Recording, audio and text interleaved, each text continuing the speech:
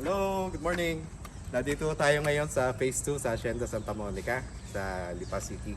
So, itong ipepresent ko sa inyo ngayon ay ready for occupancy na house and lot. Single detached unit with a lot area of 211 square meters and a floor area of 184 square meters.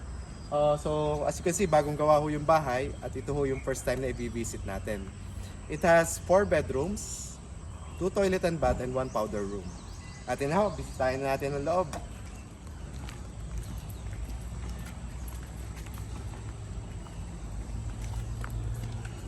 So you can see, elevated po yung area.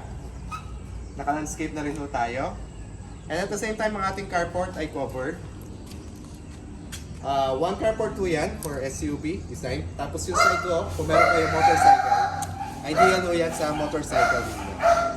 Okay. Pasokin na natin ito. Po, wala pa pong appliances. So, napakalawak po ng ating living area. Ito rin po, may access din po kayo dito. Papunta dito sa inyong side of property. As I have mentioned earlier, single detached po ito. Ibig sabihin, wala pong kadikit. So, makakamove ka sa buong bahay. Yan po yung design niya. Ito po ang ating kitchen.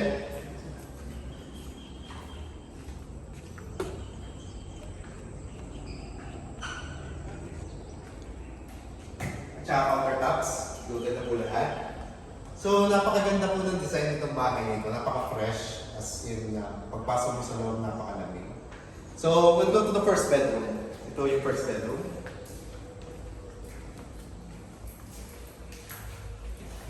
Approximately, ang bedroom po ito, mga nasa 9 square meters. Ang floor area niya, 9 to 10 square meters. With built-in cabinets na rin po yan.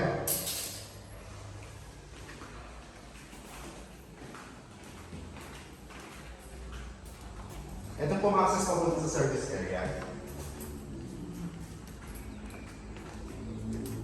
Yan po. Malawak po ang ating service area. Pwede nyo dito yung mini dirty kitchen ninyo. Dahil din po tayong laundry area dito sa side na to. Yan po. So malawak po. Makakaikot ka talaga sa bahay. You know, ang access na ito. Nakikita nyo, yan po ang access natin papunta sa main. Dito po. At dito sa kabila, makikita ninyo yung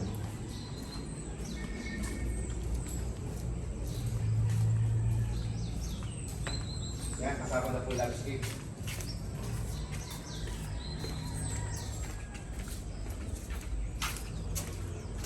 Access papunta dito sa lanay. So yun. As I mentioned earlier, meron po tayo sa powder room dito sa baba. Ito po yung powder room.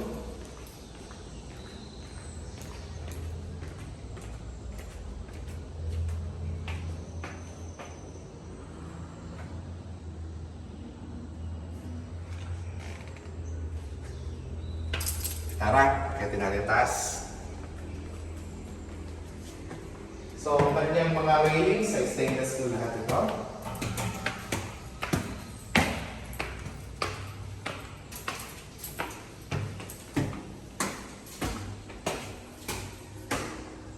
Napakaganda, meron ka pang family area dito sa side na to. At the same time, naka-high ceiling siya. At pag naka-high ceiling, maganda yung ventilation niya. Okay, so ito naman mo yung access papunta sa balcony. May balcony tayo dito sa front. Kada umaga, kung magkakape ka, tama-tama dito. Very nice. Puro greenery makikita mo dito. Okay, so nakita natin yung bedroom number 1 sa baba. Kung may kasama kayo ng elderly, tama-tama yun. Ito na yung bedroom number 2. Approximately, ang floor area nito nagre-range sa mga 10 to 12 square meters. Ang ano niya, kasama na rin yung built-in cabinets natin. May provisions na rin po tayo para sa mga aircon in case magpapakapit kayo ng mga split type, nandiyan mo lahat. Kompleto na yung outlets and circuit breakers natin.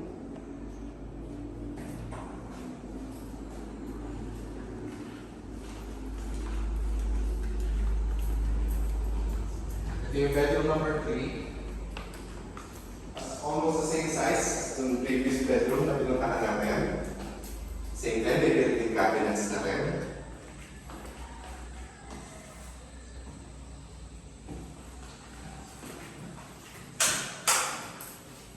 Yan, yung mga ilaw na yan, ready na.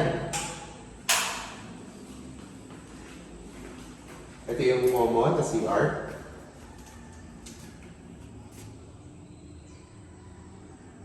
Complete na po yan. May mga shower bulb na rin. Ito naman yung master's bedroom. So yung master's bedroom natin, may sarili siyang toilet and bath. Complete na rin yung built-in cabinets. At meron siyang mini balcony dito sa side. Then the morning, pwede ka mag-relax dito ng konti. Yan. This will be your private space. Nice. Tapos ito naman yung CR niya.